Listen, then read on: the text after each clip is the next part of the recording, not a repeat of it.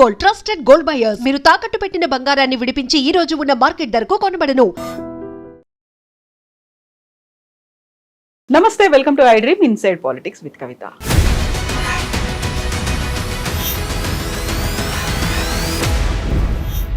నన్ను బలి చేశారు, బయటికి పంపించారు, కుటుంబాన్ని విచ్ఛిన్నం చేశారు, పార్టీని హస్తగతం చేయాలని అనుకుంటున్నారు. ఈ వ్యాఖ్యలు పిఆర్ఎస్ నుంచి బయటికి వచ్చినటువంటి కవిత చేసినటువంటి వ్యాఖ్యలు. ఇప్పటికే ఆలస్యం జరిగిందా, లేకుంటే సరైన సమయంలో సరైన నిర్ణయాన్ని బీఆర్ఎస్ పార్టీ తీసుకుందా? ఎందుకని కుటుంబానికి బీఆర్ఎస్ కి కవితకి మధ్యలో ఇంత గ్యాప్ ఏర్పడింది? తను ముందు నుంచి చెప్తున్నట్టుగా దయ్యాలే అవినీతి చేశాయా, అదే అవినీతి తనని పార్టీకి దూరం చేసిందా? బోల్డ్ అన్ని స్పెక్యులేషన్స్ అయితే వినిపిస్తున్నాయి. మనతో పాటుగా ఉన్నారు తెలకపల్లి రవి గారు. సార్ నమస్కారం. సార్ నమస్తే కవిత. సార్, కవితకి సంబంధించి బోల్డ్ అన్ని మాటలు, విశ్లేషణలు ఇవన్నీ వినిపించాయి. బట్ ఈ రోజు మాత్రం కుండ బద్దలు కొట్టినట్టుగా నేను రెండే విషయాలు చెప్తాను అంది. రాజీనామా చేసేసాను, ప్రాథమిక సభ్యత్వం కూడా లేదు నాకు అని చెప్తూ కుటుంబ సభ్యుల మీదే, సొంత పార్టీ నేతలు కాదు కుటుంబ సభ్యుల మీద తనని మాట్లాడడం అనేది. సో తను క్లియర్ గా ఉందా సార్? తను ఏమనుకుంటుందో అది చేయాలనుకుందా? అంటే తప్పకుండా ఈ ప్రాంతీయ పార్టీలు వీటిలో కుటుంబాల ఆధిపత్యాలు దాదాపు వాళ్ళే ఉన్నప్పుడు బీఆర్ఎస్ అంటే కేసీఆర్, కేటీఆర్, హరీష్ రావు, కవిత, ఆ నలుగురు అయిన తర్వాతే కదా మిగతా వాళ్ళు ఎవరి గురించి అయినా మాట్లాడేది. తర్వాత సంతోష్ కొంతకాలం. కాబట్టి ఆమె అలా మాట్లాడడంలో పెద్ద ఆశ్చర్యం ఏమీ లేదు. కానీ అందులో ఉన్న వైరుధ్యాలే మనకు ఆశ్చర్యం కలిగిస్తాయి. అంటే దాదాపు అందరూ అలాగే చేశారు. ఇప్పుడు నల్లపరెడ్డి శ్రీనివాసరెడ్డి ఉండేవాడు, ఎన్టీఆర్ మీద తిరుగుబాటు చేశాడు. ఆయన అంటే నాకు చాలా భక్తి, ఆయన నా బాత్రూంలో కూడా ఆయన ఫోటో ఉంది ఇలా చెప్తూ ఊరూరా తిరిగి ఎన్టీఆర్ మీదే పిట్టకథలు చెప్పుకుంటూ అలా కాలక్షేపం చేసి కాంగ్రెస్లోకి వెళ్ళి మళ్ళీ మంత్రి అయ్యాడు. కాబట్టి తిరుగుబాటు చేసిన వాళ్ళు ఎవరైనా కానీ, తిరుగుబాటు అనండి, ధిక్కారం అనండి, అసంతృప్తి, ఏ పేరైనా పెట్టండి, వాళ్ళు పార్టీతో మాకేం పేచీ లేదు, పార్టీ అధినేతలు లేకపోతే మూల పురుషులతో మాకేం లేదు, మధ్యలో ఎవరో కొంతమంది కుట్ర చేశారు, వాళ్ళ వల్ల ఇదంతా జరిగిందని చెప్తూ ఉంటారు. కవిత కూడా దాదాపు ఇప్పుడు ఆమె మాటలన్నీ హరీష్ రావును హరీష్ రావు ప్రధానమైన కారణం అన్నది ఆమె ఆరోపణలు. ఆమె కేంద్రీకరణ అంతా, ఫోకస్ అంతా హరీష్ రావు మీద ఉంది. కానీ అదే సమయంలో అన్న తారక రామారావు మీద కూడా, కేటీఆర్ మీద కూడా అస్త్రాలు ఏమీ వేయకపోలేదు కదా. ఇప్పుడు ఏ అన్న అయినా కానీ ఒక చెల్లి పార్టీ వర్కింగ్ ప్రెసిడెంట్, ఒక ఎమ్మెల్సీ మహిళ మాట్లాడితే ఇన్ని రోజులు కనీసం తీసుకొని వినరా అన్న పద్ధతిలో ఆరోపించారు. ఇప్పటికి 103 రోజులైంది, ఇంతవరకు స్పందన లేదు అనే పద్ధతిలో. ఇంకా మూడోది, ఏదో పరమానంద శిష్యుల కథలో ఆ గురువు గారి ముక్కు మీద ఈగ వాలిందని రాయి తెచ్చి కొట్టామంటారు. అంటే ముక్కును కాపాడడానికి. నిజానికి దెబ్బ తగిలేది ముక్కుకే, పరమానంద ముక్కుకే. కాబట్టి ఇక్కడ కేసీఆర్ హరీష్ రావు అవినీతికి పాల్పడ్డాడని ఆయనకు తెలుసు కాబట్టే శాఖ తప్పించారు అని ఒకవైపున చేస్తూ, కేసీఆర్ రేపొద్దున కేటీఆర్ మీద కూడా రామన్న మీద కుట్ర చేస్తారని ఆరోపిస్తూ, ఇవన్నీ ఉన్నా కానీ వాళ్ళు అలాగే భరిస్తూ 6 అడుగుల బుల్లెట్ అని హరీష్ రావును అభివర్ణిస్తున్నారు, అంత ఆకాశానికి ఎత్తుతున్నారంటే రెండే అర్థమవుతాయి. ఆ పార్టీ కేసీఆర్ చేతుల్లో లేదు, హరీష్ రావు చేతుల్లో అంతా ఉంది అని ఆమె ఆరోపిస్తున్నట్టుగా అవుతుంది. మరి అలా ఆరోపిస్తే వాళ్ళ నాన్న మీద ఆమె చూపిస్తున్నటువంటి భక్తి ప్రపత్తులకు చిటికెన వేలు పట్టుకొని నడిచానని అవన్నీ అన్నారు కదా. ఆమె ఫీలింగ్స్, సెంటిమెంట్స్, నేను వాటిని ఏమి అనను. కానీ మరి ఆ మాట ఎలా నిలబడుతుంది? అంతా కేసీఆర్ అయితే అప్పుడు ఆమె కేసీఆర్కి అభ్యర్థనలు చేయడము, ఆయనకు లేఖలు రాయడము, లేదా కేటీఆర్ స్పందించలేదంటే ఇవన్నీ కూడా అవి నిలబడవు. ఎందుకంటే మొత్తము హరీష్ రావు చేతుల్లోనే ఉంది అని మీరు ఆరోపిస్తున్నప్పుడు. అంతేకాదండి, ఇప్పుడు హరీష్ రావు గురించి తీవ్రంగా మాట్లాడుతున్నారు. కానీ గతంలో కవిత చాలాసార్లు పార్టీలో ఏదైనా సంక్షోభాలు వచ్చినప్పుడు, లేదా కీలకమైన ఈ కవిత గారికి పదవి కాకుండా ఆ పదవి ఇచ్చారు, వీళ్ళైతే బాగుండని ఆమె భావించినప్పుడు నేను ఈ అంశాలన్నీ అందరి దృష్టికి హరీష్ రావు అన్నకు కూడా నేను ప్రత్యేకించి చెప్పాను, ఎట్లన్నా మాట్లాడి చేయండి అని నేను చెప్పానని ఇలా చెప్తుండేవాళ్ళు. ఆమె సూపర్ లీడర్ హరీష్ రావు అని ఇలా కూడా ఆమె మాట్లాడారు. మరి అవన్నీ ఒక్కసారిగా తలకిందులైపోయి ఆయన పాపాల భైరవుడు, ఆఖరికి మేడిగడ్డ స్థలం మార్పు కూడా హరీష్ రావు మీదే జరిగిందంటే కేసీఆర్ నిమిత్త మాత్రలా? అసలు కేసీఆర్కి ఏమీ నిర్ణయాధికారం లేదా? ఇవన్నీ సందేహాలు కలుగుతాయి. హరీష్ రావు తప్పు చేశాడని కేసీఆర్కు తెలుసు కాబట్టి ఆర్థిక మంత్రిని ఇరిగేషన్ నుంచి, మా ఇరిగేషన్ కంటే ఆర్థిక శాఖ పెద్దదే చిన్నదే? ఇరిగేషన్తో సహా సమస్త శాఖలకు ఆర్థిక శాఖ నుంచే కేటాయింపులు జరుగుతాయి. రాష్ట్రాల స్థాయిలో రెండో స్థానం మామూలుగా ఆర్థిక శాఖకు, హోంశాఖకు ఇస్తూ ఉంటారు. కాబట్టి కవిత మాట్లాడే మాటలు పరస్పర విరుద్ధంగా ఉన్నాయి. ఆమె లక్ష్యం ఏంటి, ఆమె ఎందుకు గాయపడ్డారు, ఆమె ఎందుకు దూరం అయ్యారు, దానికి ఇప్పుడు చెప్తున్న దానికి ఏమీ అంత పొంతన కనపడదు. ఇంక ఇవన్నీ కాకుండా రాజకీయంగా ఒక కీలకమైన అంశం ఉంది సార్. ఆమె మొదటిసారిగా వాళ్ళ నాన్నకు రాసిన లేఖలో ఏం చెప్పారు, రజతోత్సవ సభ అది అయిన తర్వాత బీజేపీ మీద ఫోకస్ పెట్టకపోవడం సరికాదు, బీజేపీ పట్ల మీరు మెతగ్గా ఉన్నారనే వైఖరి అందరిలో వస్తుంది, ఇది అని నేను చెప్పాను అని అన్నారు. కానీ మే నెల నుంచి ఆగస్టు వరకు ఆమె కార్యకలాపాలు, ఆమె మాటలు, ఆమె ప్రకటనలు, వ్యాఖ్యలు ఇవన్నీ చూస్తే వీటిలో ఎక్కడ బీజేపీ మీద, బీజేపీ విధానాల మీద ఆమె విమర్శ చేసినట్టు కనపడదు. తను పోరాటాలు చేసింది కనపడదు. ఇప్పుడు ఆమె నేను చెప్పారు కదా ఉదయం, ఆమె నేను ఈ కాలంలో ఏం చేశాను, బీసీల కోసం పోరాడాను, లేకపోతే ఇంకా 2-3 అంశాల మీద, హాస్టల్స్, ఇవన్నీ కూడా దళిత వర్గాలు, బీసీలు, మహిళలు, వీళ్ళకి సంబంధించిన అంశాల మీద నేను ఫోకస్ పెట్టాను అంటున్నారు. అది ఎక్కువ భాగం రాష్ట్ర పరిధిలోవి. కేంద్రం మీద, బీజేపీ మీద, లేదా వాళ్ళ మత రాజకీయాలు ఇంకొకటి అందరూ అంటున్నారు, లేకపోతే కేంద్ర రాష్ట్రాల మీద పెత్తనం, ఇలాంటి అంశాలు ఏవి ఆమె ఎజెండాలోకి తీసుకోలేదు. ఆఖరుకు తనను తప్పు కేసులో ఇరికించారు అన్న అంశం కూడా ఆమె తీసుకురాలేదు. సబ్జుడిస్ అని ఆమె అనొచ్చు, తప్పకుండా సబ్జుడిస్ అది, నేను దాన్ని ఆ విషయం అనలేదని అనను. కానీ కాబట్టి బీజేపీ విషయంలో కేసీఆర్ వైఖరి సరికా లేదు అని లేఖ రాసి బయటపడిన మొదటిసారి అప్పుడే కదా. కాబట్టి ఇవన్నీ పరస్పరం పొంతనలేవు ఆమె మాట్లాడే మాటల మధ్య. ఇందులో నాన్న గురించి ప్రేమ చూపిస్తూనే తను అన్నటువంటి ఇంకొక మాట, తన ఆరోగ్యం గురించినటువంటి వివరాలను చెప్పండి, ఆయన ఆరోగ్యంగానే ఉన్నారా లేదా ప్రజల ముందు ఉంచండి అనే మాట. ఇప్పటిదాకా తనకి ఆరోగ్యం బాగాలేదు, తరచుగా హాస్పిటల్స్కి వెళ్తున్నారు అంటే అందులో కూడా అనుమానం వచ్చేలా కవిత చేసినటువంటి వ్యాఖ్యల ఉద్దేశం ఏంటంటే, ఒకటి అండి, పార్టీ లేదా పార్టీ సర్వాధినేత మూల విరాట్ అయిన కేసీఆర్ ఎవరి చేతుల్లోనో బందీగా ఉన్నారు. అదే ఆ సారాంశం. కొన్ని సోషల్ మీడియా సైట్స్లో అయితే నేను కొంతమంది మాట్లాడింది ఆమెకు వాళ్ళు చూస్తే అసలు ఆయనకు సంబంధించి జరిగినవన్నీ, ఉదాహరణకు ఆయన ఆసుపత్రికి వెళ్లాల్సి రావటం, ఇట్లాంటివన్నీ కూడా ఏదో వీటన్నిటిలో కుట్ర కోణం దాగి ఉందని ఆమె ఆరోపిస్తున్నారు. అదే నిజమైతే మొదటి ప్రాధాన్యత దానికే ఇచ్చి కేసీఆర్ను కాపాడడానికి, ముందు ఆమె కేసీఆర్ను కాపాడడానికి ఎక్కువ ప్రాధాన్యత ఇచ్చి ఉండాల్సింది. సో నాన్న, తండ్రి, కూతుర్ల ప్రేమ, ఆ విషయం మీద ఏమీ ప్రశ్నలు ఏమీ లేవు. ఆమె తప్పకుండా వాటిని, అందరూ అభిమానించే కేసీఆర్ను కూతురు అభిమానించడం, ఆమెకు ఆ స్థానము లేకపోతే ఆ స్థాయి రావడానికి అతిపెద్ద కారణం, 99% కారణం ఆమె కేసీఆర్ కూతురు కావటం, ఆమె కూడా మాట్లాడటం, కార్యాచరణ చేయటం. కానీ ప్రారంభ బిందువు అయితే నాన్న చిటికెన వేలు పట్టుకునే అన్నారు కదా. మరి అటువంటిప్పుడు నిజంగా కేసీఆర్కి అవన్నీ, ఆయన ఆరోగ్యం మీద కూడా మీకు అన్ని సందేహాలు ఉండి ఉంటే అదే ఈ సస్పెన్షన్లు, ఈ రాజీనామాలు, ఈ వివాదాలతో సంబంధం లేకుండా ఆయన శ్రేయస్సు కోసం మీరు వేరే పద్ధతిలో చేసి ఉండాల్సింది. గతంలో అలా ఏమీ మాట్లాడలేదు. అందుకని ఒక కుట్ర ఏదో జరిగింది, కుట్రలో బీఆర్ఎస్ చిక్కుకుపోయింది అని పదే ఆమె ఆరోపించటం అన్నది నిజంగా కొంచెం ఆశ్చర్యమే కలిగిస్తుంది. దీంట్లో లేదంటూనే హరీష్ రావు వీటన్నిటికీ కీలకం. నేను ఇందాక అన్నట్టుగా తమ పార్టీ మీద దీని ప్రభావం ఏముంటుందని కూడా ఆమె ఆలోచించలేదు. అంటే అవినీతి జరిగింది, దాని మీద పీసీ ఘోష్ కమిషన్ ఇచ్చింది, ఈ తప్పులు మేము సిబిఐకి పంపిస్తాము, అయితే హైకోర్టు చెప్పిన తర్వాత మేము ఆ నివేదిక ఆధారంగా కాదు వేరే ఆధారాలతో చేస్తున్నాము, నేషనల్ డ్యామ్ సేఫ్టీ అథారిటీ అని, అది కదా రేవంత్ రెడ్డి ప్రభుత్వ వైఖరి ఇప్పటి వరకు అఫిడవిట్. కానీ ఇప్పుడు ఈమె వచ్చి ప్రభుత్వంలో ఎంపీగా లేకపోతే కీలక వ్యక్తిగా, అప్పటి ముఖ్యమంత్రి కుమార్తెగా ఉన్న వ్యక్తి, ఆయన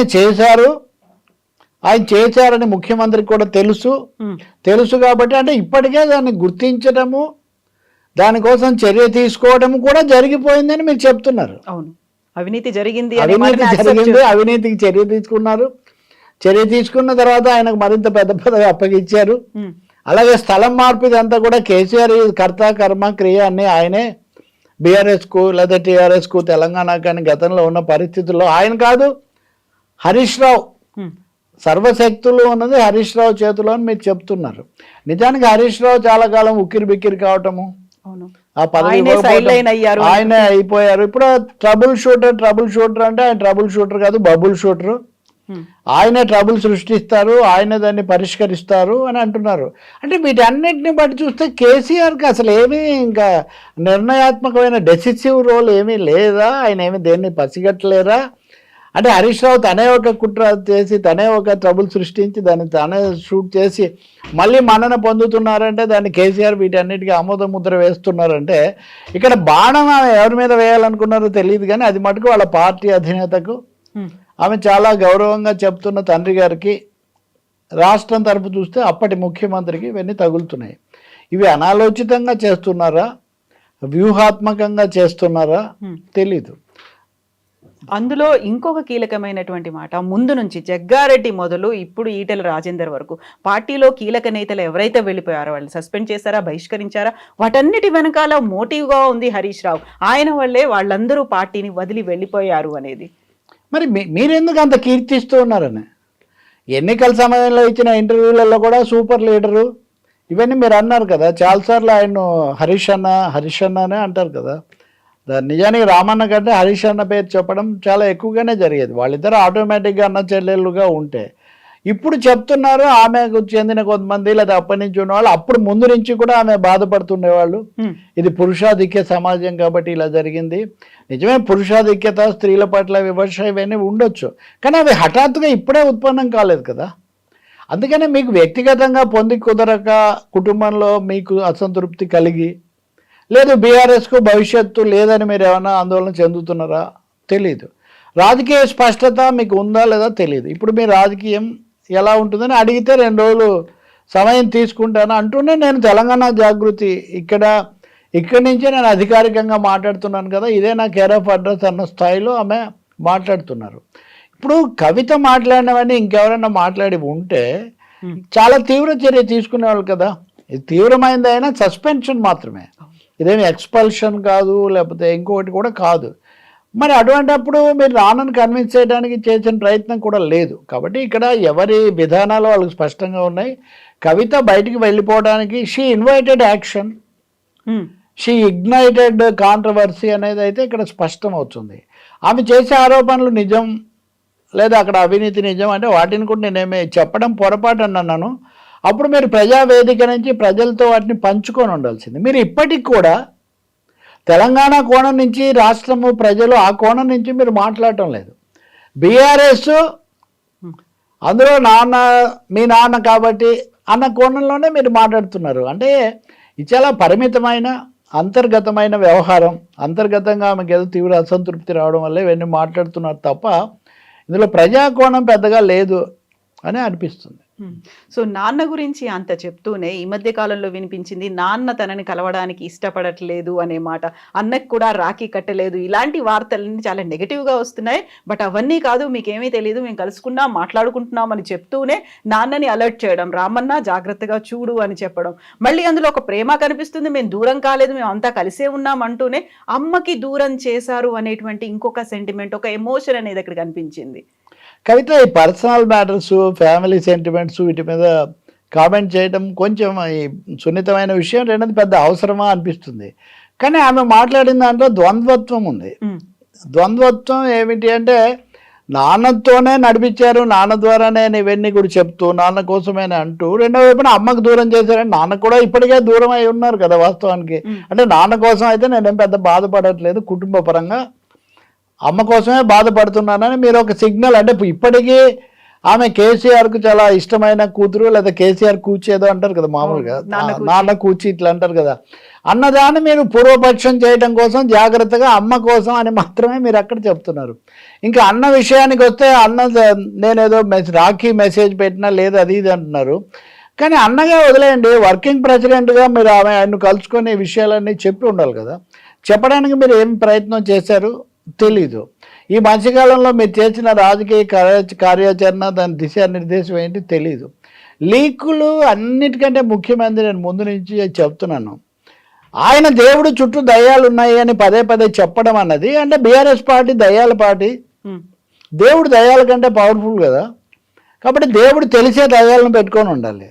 దేవుడు తెలిసే దయ్యాలను పెట్టుకున్నాడు అని అన్నా కానీ ఒక టైపు, లేదు దేవుడు దయ్యాల కంటే బలహీనుడైపోయాడు దయ్యాల ముందు, ఈ రెండు కూడా వాదనకు కానీ రాజకీయ తర్కానికి కానీ ఇవి నిలబడవు. కాబట్టి మీరు వీళ్ళ భుజాల మీద తుపాకీ పెట్టి వాళ్ళని కాలుస్తున్నారా, లేదా ఆయన అంటే చెల్లుబాటు కాదు కాబట్టి ఇవన్నీ మీరు అంటున్నారా?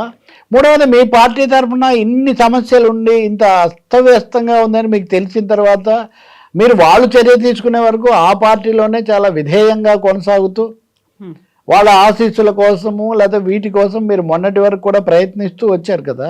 అటువంటిప్పుడు మీరు ఒక రాజకీయ వ్యక్తిత్వంతో ఏం చేసినట్టు? ఇప్పుడు కూడా మీ రాజకీయ విధానం ఏంటంటే ఇన్ని మాట్లాడిన వాళ్ళు ఇంకో 2 రోజులు ఏదో విరామం తీసుకుంటాను అంటే, మీరు అధ్యక్ష పదవో లేకపోతే ఈ జాగృతో ఇట్లాంటి వాటి గురించి మీరు మాట్లాడుతున్నారు తప్పితే ఇతర అంశాలు ఏమి మొత్తంలో తెలంగాణ ప్రయోజనాలు ఇవేమీ రావట్లేదు. ఇంకొకటి, రేవంత్ రెడ్డి ఇవన్నీ చేయించారు. రేవంత్ రెడ్డి హరీష్ రావుతో విమానంలో వెళ్ళాడు, అప్పుడే లొంగిపోయాడని.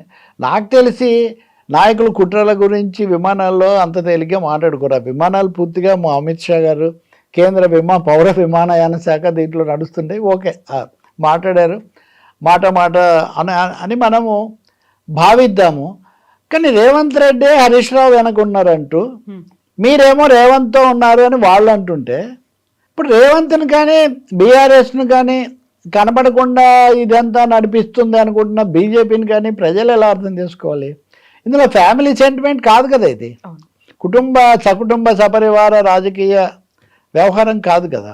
ఈ మధ్యకాలంలో మీరు రాజకీయ పార్టీలతో ప్రజా సంఘాలతో కొంత ఇంటరాక్ట్ అయ్యారు, కొన్ని రౌండ్ టేబుల్స్ పెట్టారు. ఎప్పుడైనా ఈ భావాలు ఎంతవరకు పంచుకున్నారనే విషయం ఒకటైతే, నా కార్యాచరణ ఈ విధంగా ఉండబోతుంది, నా ఆలోచన ధోరణిది అని మీరు స్పష్టంగా అయితే చెప్పలేదు. బీసీల కోసం పనిచేస్తాను, అది ఇప్పుడు ముందు నుంచి చేస్తున్నారు. అంబేద్కర్ విగ్రహం పెట్టాలి, జ్యోతిబాబు పూలే పెట్టాలి, మహిళలకు రిజర్వేషన్ ఇవ్వాలి, బీసీలకు రిజర్వేషన్ ఇవ్వాలి, ఇలాంటి general demands of women and down trodden మీరు తీసుకొస్తున్నారు. మినహాయిస్తే స్పష్టంగా ఇప్పుడు వేస్తున్న అడుగులకు వెనక ఉన్నది ఏంటి?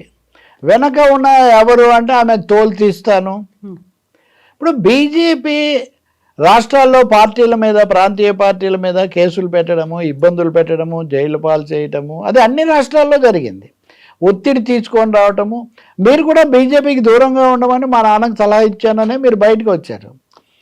మరి అది మీకు వర్తించట్లేదా? ఇక్కడ రేవంత్ రెడ్డికి మీకు అంత ఫ్రీడమ్ ఇచ్చి బీజేపీ మీరు అనే ఉందా? తెలంగాణలో బీజేపీ వల్ల కూడా ఒక 3వ శక్తిగా మొన్న మీ స్థానాలన్నీ లోక్సభ స్థానాలు వాళ్ళకు వెళ్ళినప్పుడు మీరు దాని గురించి ఏమో ఆందోళన పడట్లేదా? కాబట్టి political angle is totally she's missing అనాలి, లేకపోతే షీజ్ అవాయిడింగ్ అని కూడా అనుకోవాల్సి వస్తుంది. సో ఇక్కడే ఇంకొక కీలకమైనటువంటి ఆరోపణ హరీష్ రావు మీద, ఎన్నికల సమయంలో తన ఓన్ ఫండ్స్ ని కొంతమంది ఎమ్మెల్యేలకు ఇచ్చారు, అభ్యర్థులకు ఇచ్చారు, డీస్టెబిలైజ్ చేయాలనేటువంటి కుట్ర కూడా పన్నారు. ఒకవేళ కేసీఆర్ ప్రభుత్వం కన్నా వస్తే తను తప్పించి ఈయనే ముఖ్యమంత్రి అవ్వాలని ఒక గ్రూపును కూడా మెయింటైన్ చేస్తున్నాడు అనే ఒక మాట. రాజకీయ పార్టీల్లో, అందులో ఇలా ప్రాంతీయ పార్టీల్లో పదవులు ఉన్న ఫలానా వస్తాయి, వాళ్ళ ఆయనకు సన్నిహితంగా ఉంటారు, ఈయనకు ఉంటారు, ఇటువంటి పెద్ద ఆశ్చర్యమేం లేదు. హరీష్ రావుకి అనుయాయులు ఏమి ఉండరు, లేదా హరీష్ రావు అని ఎవరు భావించారు. చాలా రోజుల నుంచి ఉన్నాడు, మీరే ట్రబుల్ షూటర్గా ఆయన పోస్ట్ చేశారు. ఎక్కడ సభ తలపెట్టినా ముందు ఎన్నికలు వచ్చినా హరీష్ రావు అక్కడికి వెళ్ళటం, అంతా హడావుడి అన్నీ చేయటం, పారాట్రూపర్ లాగా ఇవన్నీ జరుగుతూనే వచ్చాయి కదా. అది నేను అంటుంది, ఈ కేటీఆర్ నుంచి హరీష్ రావుని పూర్తిగా విడదీసి ఇవన్నీ ఆయనే చేస్తున్నారంటే, పోనీ ఆయన చేస్తున్నారనేది వీళ్ళకి తెలిసే ఉండాలి కదా. They allowed him to do that, they made use of him in times. And Harish రావుకు కేటీఆర్కు మధ్యలో వైరుధ్యం అనేది చాలా కాలం మీడియాలో, రాజకీయ వర్గాల్లో ప్రధాన చర్చగా ఉండేది. ఎంతవరకు అంటే హరీష్ రావును ఒక ఛానల్కి పిలిపించి కేటీఆర్ను ముఖ్యమంత్రిని చేసినా కేసీఆర్ నిర్ణయిస్తే నాకేమీ అభ్యంతరం లేదని ఆయనతో చెప్పించారు. 2015 ఆ ప్రాంతంలోనే, ఇప్పటిదాకా కాదు, 10 ఏళ్ల కిందట ఆయనతో అది చెప్పించారు. ఆయన బలవంతం మీద చెప్పాడా, అనివార్య పరిస్థితుల్లో చెప్పారా వేరే విషయం. కానీ అప్పటి నుంచి ఇప్పటివరకు కేటీఆర్ ఏమో వర్కింగ్ ప్రెసిడెంట్ అయ్యారు, మీరు మీకున్న మహిళగా బతుకమ్మ లేకపోతే వాటి ద్వారా మీరు పని చేస్తూ వచ్చారు. హరీష్ రావు స్వతంత్రంగా కనపడింది చాలా తక్కువ. ఎప్పుడు పార్టీని సమర్థించుకోవటము, ప్రత్యర్థుల మీద, ముఖ్యంగా కాంగ్రెస్ మీద, ఇప్పుడైతే రేవంత్ మీద ధ్వజమెత్తడము తప్ప తనకు సంబంధించి వచ్చిన కథనాల మీద ఆయన మాట్లాడింది చాలా తక్కువ. అది వ్యూహాత్మకం కూడా కావచ్చు, అలాగే పట్టున్న నాయకులు అలాగే చేస్తారన్నది కూడా నిజమే కావచ్చు. ఆ రోజుల్లో ఎప్పుడు మీరేమి విషయాల మీద మీ పరమైన కథనాలు ఏమీ రాలేదు. మీరు హరీష్ రావుతో ఉన్నట్టే ఎక్కువగా అప్పట్లో అందరికీ ఒక విధమైన సంకేతాలు కూడా ఇస్తూ వచ్చారు. కేటీఆర్ గురించి కూడా ఆ మాటకు వస్తే, కేటీఆర్ అంటే అప్పట్లోనే చాలా మొదట్లో ఆమెను ఒక ఇంటర్వ్యూ చేశారు దాదాపు ఆ ప్రాంతాల్లోనే.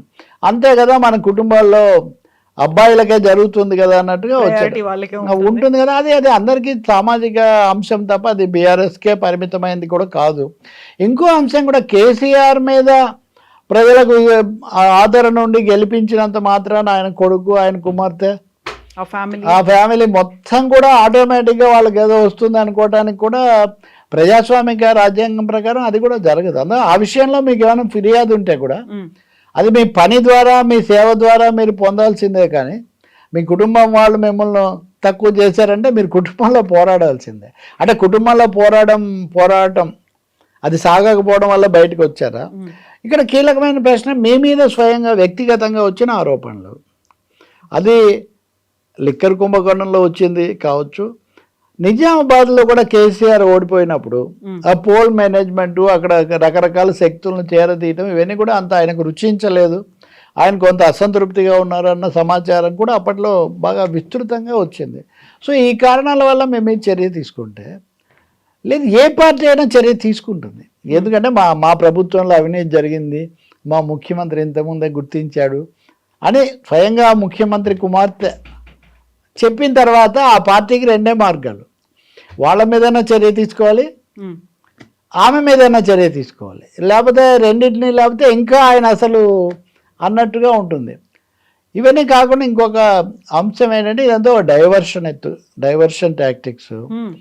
ఇప్పుడు సిబిఐ విచారణ, మేడిగడ్డ, కాళేశ్వరం, బీఆర్ఎస్ ఈ విషయాల మీద చర్చ జరగకుండా ఉండాలని మన మీడియా వాళ్ళందరూ కొన్ని వారాల పాటు కవిత ఎపిసోడు వీటి మీదే మాట్లాడతారు. ఆ విధంగా చర్చ కాస్త ఎజెండా హైజాక్ అయిపోతుంది. ఇది కొంచెం ప్రజల దృష్టిలో కాస్త మరుగున పడుతుంది. ఆ విధంగా వ్యూహాత్మకంగా చేస్తున్నారు అని అనుమానించే వాళ్ళు కూడా ఉన్నారు. అటువంటివి కూడా పార్టీలు చేస్తాయి, కానీ ఈ స్థాయికి వచ్చిన తర్వాత అది మనం అలా చెప్పలేము. కానీ ఒకటి చెప్తాను, నేను కుటుంబాల్లో మళ్ళీ రేపొద్దున అప్పుడు నేను ఆవేశపడ్డాను, తొందరపడ్డాను, నా మాటలు వెనక్కి తీసుకుంటాను, ఏమి ఇచ్చినా ఈగిపోయినా నేను మీతోనే ఉంటాను అని మళ్ళీ వీళ్ళు సర్దుకుపోవడం, మటుకు పాలు నీళ్ళలాగా కలిసిపోవటం అదేం పెద్ద విషయం కాదు. చాలాసార్లు చాలా చోట్ల జరిగింది, చాలా పార్టీల్లో. ఇక్కడ కూడా అలాంటి అవకాశం కూడా తెరిచే ఉంటుంది. కాబట్టి కవిత ఇప్పుడు చాలా తీవ్రమైన తిరుగుబాటు చేశారు. తెలంగాణ రాజకీయాల్లో ఒక భూకంపం అవుతుంది. అంత నాటకీయమైన పరిస్థితులు, ప్రభావాలు ఏమీ ఉండకపోవచ్చు, అంత సీరియస్గా తీసుకునే అంశం. But it will be A negative thing for BRS. So ఇంత మాట్లాడిన తర్వాత 1 hour దాంట్లో ఒక సంతోషకరమైనటువంటి సంఘటన నిన్న జరిగింది. నన్ను సస్పెండ్ చేసిన తర్వాత ఒక 7-8 మంది మహిళలు కూర్చొని అయితే మాట్లాడగలిగారు. దానికోసమే కదా నేను పోరాడింది అనే ఒక మాట తను చెప్పారు. నిజానికి చాలామంది విమర్శలు చేసేటప్పుడు ఆమెనా మహిళ, ఇంకెవరు లేరా, ఇట్లాంటి మాటలు అనటం బీఆర్ఎస్ మీద, కాంగ్రెస్ వాళ్ళు కానీ బీఆర్ఎస్లో కూడా కొంతమంది అసమ్మతివాదులు కానీ అనడం మనం చూసాము. మహిళల కోసమే మాట్లాడుంటే ఆ విషయం సూటిగానే చెప్పొచ్చు, దానికోసం ఇది అంతా చేయనవసరం లేదు. ఆమె ఒక మాట అంటున్నారు కదా, దళితుడిని ముఖ్యమంత్రిని చేస్తానని లేకపోతే ఇంకోటి చేస్తానని చెప్పిన కేసీఆర్ కుమార్తెగా నేను సామాజిక ఎజెండా తీసుకున్నానంటే అది నిజమే అనుకుంటే సరే, చేయలేదు, అది వేరే అంశం, పక్కన పెడదాం. అనుకుని ఉంటే మీరు మహిళల ఎజెండాతో బలంగా ముందుకు వచ్చుండొచ్చు. మీరు 3వ వంతు రిజర్వేషన్ 33% రిజర్వేషన్ అని ఢిల్లీలో మీరు ర్యాలీ చేసినప్పుడు అన్ని పార్టీలు మిమ్మల్ని బలపరిచాయి.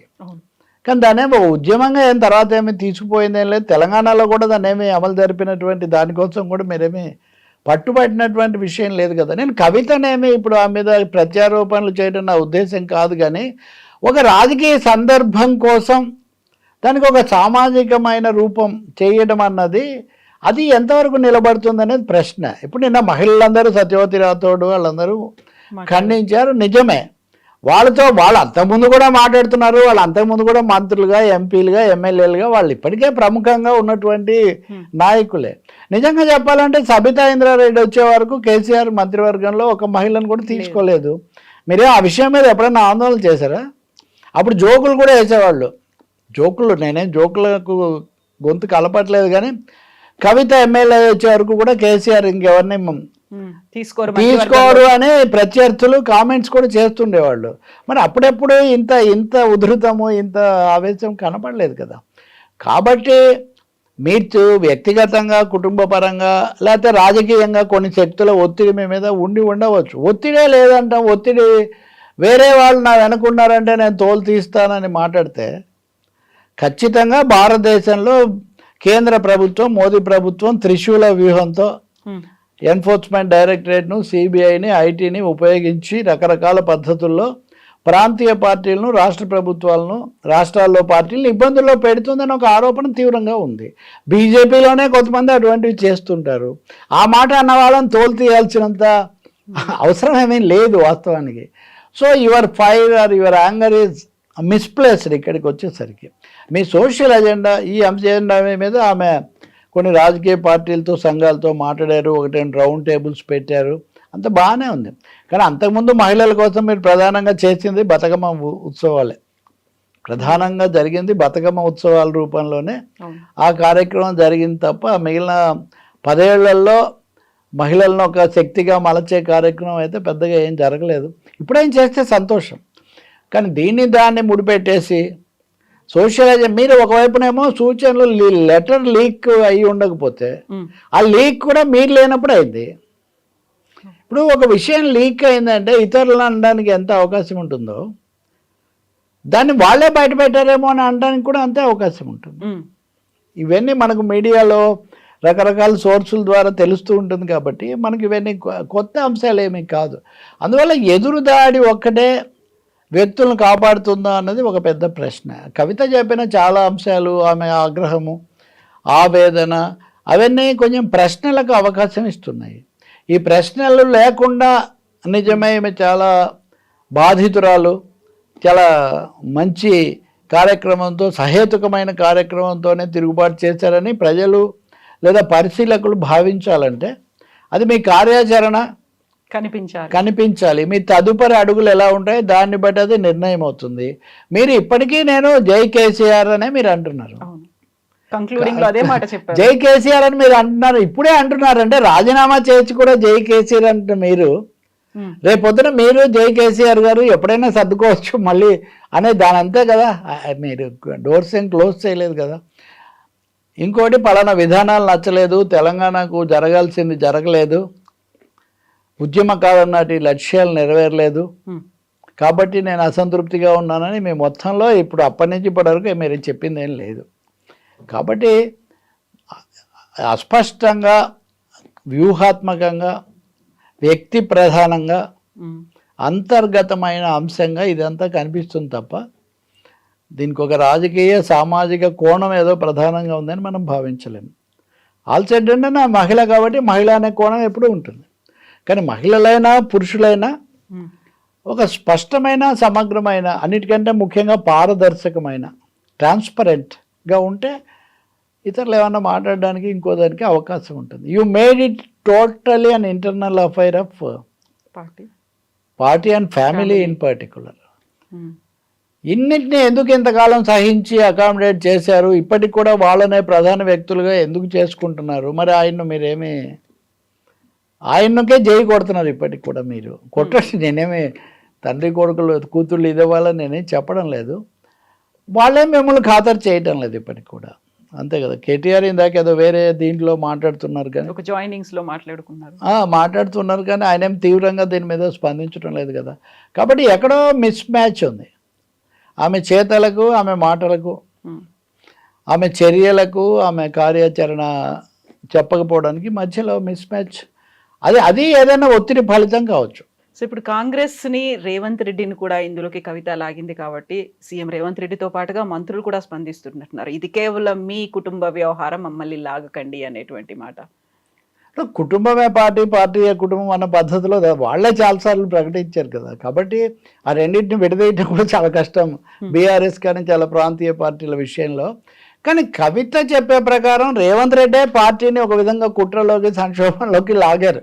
ఇంకా అంతే కదా, హరీష్ రావు వెనక ఆయన ఉన్నారు, హరీష్ రావు ఇవన్నీ చేశారు అని చెప్పడం అంటే రేవంత్ వల్ల ఇదంతా జరిగింది. All this is Revanth sponsored conspiracy అని కవిత చెప్తున్నమాట. ఆయన అంటున్నారు మీరు మీ పంచాయతీ మీరు చూసుకోండి, మీరు ఏమన్నా అనుకోండి. ఎందుకంటే రేవంత్ రెడ్డి ఎప్పుడు ఆ కుటుంబ పంచాయతీ మీద ఎప్పుడు జోక్స్ వేస్తూ ఉండేవాడు. అది వరకు కూడా మన చర్చలకు వచ్చినప్పుడు కూడా, ఇంకా కాదు 10 ఏళ్ల కిందట హరీష్ రేవంత్ కూడా చాలా పదునుగా షార్ప్గా మాట్లాడుకొని మళ్ళీ జోకులు వేసుకొని అలా వెళ్తుండేవాళ్ళు. డెఫినెట్గా తెలంగాణ రాజకీయాల్లో Revanth Reddy already chief minister అయిపోయాడు. హరీష్ రావు అప్పటి నుంచి ఇప్పటివరకు కేసీఆర్ చాటున ఉంటూనే one of the emerging leaders లాగా, కీలకమైన నాయకుల్లో ఆ 3-4 ఒకరుగా ఆయన ఉంటాడు. కాబట్టి అంత సులభంగా వాళ్ళిద్దరికి కుదురుతుందా, కుదిరితే కూడా మ్యాచ్ ఫిక్సింగ్ కుదురుతుందా? రెండవది హరీష్ రావు వైఎస్ఆర్ ఉన్నప్పుడు కూడా అప్పుడు ఆపరేషన్ ఆకర్ష్ ఇట్లాంటివన్నీ అప్పుడు ఉండేవి. బీజేపీ పాయింట్ కూడా ఎలాగో ఉంది, వాళ్ళు రావాలని వాళ్ళు అనుకుంటున్నప్పుడు ఇట్లాంటి ప్రయోగాలన్నీ చేయొచ్చు. కానీ ఇప్పుడు ఇవన్నీ కాంగ్రెస్ స్పాన్సర్డ్ అంటే వాళ్ళు ఎందుకు ఒప్పుకుంటారు? ఆయన ఖచ్చితంగా మీ పంచాయతీ ఏదో మీరు చూసుకోండి, మీరు నవ్వుల పాలై మమ్మల్ని కూడా దీంట్లోకి చేయకండి అని ఆయన అన్నాడు. సీతక్క కూడా మంత్రి, ఆమె కూడా అదే అంటున్నారు, మీ కుటుంబ రాజకీయ డ్రామా ఇది, ఈ డ్రామాలోకి మమ్మల్ని లాక్కండి అని. సో పదే ఈ మాట అంటే మటుకు అదేమి చెల్లుబాటు కాదు, సరికదా ఒక విధంగా బెడిసి కొడుతుంది 2 విధాల. తప్పకుండా ఎవరైనా రాజకీయాల్లో అవతల వచ్చిన ఇబ్బందిని, ఇరకాటాన్ని, కలహాలను, సంక్షోభాన్ని వాడుకోవడానికి ప్రయత్నిస్తారు. అదే ప్రయత్నించడం వేరు, అసలు తెచ్చిందే వాళ్ళు. అంటే రేవంత్ రెడ్డి ముఖ్యమంత్రి కాదు కదా. ఇంటర్వ్యూలలో హరీష్ రావు కేటీఆర్ ముఖ్యమంత్రి అయినా పర్వాలేదు, నేను మా నాయకుడి నిర్ణయం అదే అయితే నేను సమర్థిస్తానని హరీష్ రావుతో చెప్పించిన రోజు ఏమి రేవంత్ రెడ్డి ముఖ్యమంత్రిగా లేరు కదా. అందువల్ల అన్నిటికీ ఇంకేదో ఒక పేరు మీద అన్నీ పోతాయనుకుంటే అవేమీ పోవు. వాళ్ళు తప్పకుండా ఇంకా రివర్స్ చేయడమే కాదు, ఎదురుదాడి కూడా చేస్తారు. ఇప్పటికే వాళ్ళు ఏమంటున్నారు, మీరు ఒప్పుకున్నారు కదా అవినీతి జరిగిందని, కవిత ఒప్పుకున్నారు, అది ఎవరైనా అంటారు. ఎందుకంటే అది హరీష్ రావు పేరు మీద జరిగినా ఇంకోరి పేరు మీద జరిగినా. ఇంకా మీరు కేటీఆర్ను కూడా ఎంతో కొంత, వీళ్ళిద్దరే కదా నెక్స్ట్ లీడర్స్, ఇద్దరు నెక్స్ట్ లీడర్స్ను మీరే అంత తీవ్రంగా సవాల్ చేసిన తర్వాత ప్రత్యర్థి పార్టీలు, అందులో ప్రభుత్వ అధికారంలో ఉన్నవాళ్ళు దాన్ని అడ్వాంటేజ్గా తీసుకోకుండా ఎందుకుంటారు? అడ్వాంటేజ్గా తర్వాత తీసుకోవచ్చు వాళ్ళు. తర్వాత ఇప్పుడు మీరు కూడా ఏం చేస్తారు, మీ కార్యాచరణ ఏంటని అడుగుతున్నప్పుడు మీరు తర్వాత ఎవరితో కలుస్తారు, లేకపోతే ఎవరి పట్ల బెతకగా ఉంటారు, ఎవరిని బలపరుస్తారు, ఎవరి పేరు అసలు ఎత్తరు, ఈ ప్రశ్నలన్నీ వస్తాయి కదా. కాబట్టి ప్రభావాలు, ప్రయోజనాలు వేరు. అసలు చేసిందే వాళ్ళు ఇప్పుడు కాదు. అసలు మీ పార్టీ ఇంకా పూర్తిగా ఇంత ప్రముఖంగా రాకముందే ఆమె ఏడ్చింది అని నిన్న ఒక ఆయన, ఓ జర్నలిస్ట్ మిత్రుడు ఆమె దగ్గర పనిచేసిన ఆయన ఒక ఆయన నిన్న చెప్తున్నాడు. ఇట్స్ ఆన్ రికార్డ్, నేను సొంతంగా చెప్పడం లేదు. అప్పటికే మా వాళ్ళు మహిళలు ఇవన్నీ తెలిసిన విషయమే కదన్నా, ప్రాధాన్యత ఉండడం లేదని ఆమె అప్పుడే బాధపడి ఏడ్చినంత పని అని చెప్తున్నారు. కాబట్టి ఇప్పుడు రేవంత్ రెడ్డి తర్వాత కదా ఇవన్నీ, అది జరగకపోవచ్చు. రేవంత్ రెడ్డి లాంటి వ్యక్తి దూకుడుగా మాట్లాడడం, దాన్ని ఇంకా రాబోయే రోజుల్లో ఇంకా తీవ్రంగా కూడా దీన్ని కాంగ్రెస్ అఫెన్సివ్గా వాడుకునే అవకాశం కూడా చాలా ఎక్కువ ఉంది. ప్లస్ దర్యాప్తు సంస్థలకు కూడా వీటిని వాళ్ళు అప్పగించినా నేనేం ఆశ్చర్యపోను. Family members themselves have openly admitted and accepted this things అని వాళ్ళు ఒక సాక్ష్యంగా సమర్పించినా కానీ మనం ఏం ఆశ్చర్యపోని అవసరం లేదు. Yes sir, thank you sir. నిజంగా ప్రస్తుతం ఉన్నటువంటి సమాజం దేనికి ప్రయారిటీ ఇస్తుంది? ఆర్థిక సంబంధాల చుట్టూ మాత్రమే తిరుగుతుంది. మళ్ళీ ఎన్నికలంగానే చాలా విరక్తి కలుగుతాం. మంచి అనిపిస్తుంది కదా, లేడీస్ కూడా ఛాలెంజింగ్ జాబ్స్ చేసినప్పుడు చాలా బాగుంటది. ట్రాఫిక్ అసిస్టెంట్స్ గా నియమించిన ట్రాన్స్జెండర్స్ అందరితో సాల్యూట్ చేయించుకుంటున్నారు. ఫుడ్ డెలివరీ ఇవ్వటానికి వెళ్ళినటువంటి డెలివరీ బాయ్ అనిల్ పై కళ్ళ ముందు పెళ్ళండుకోండి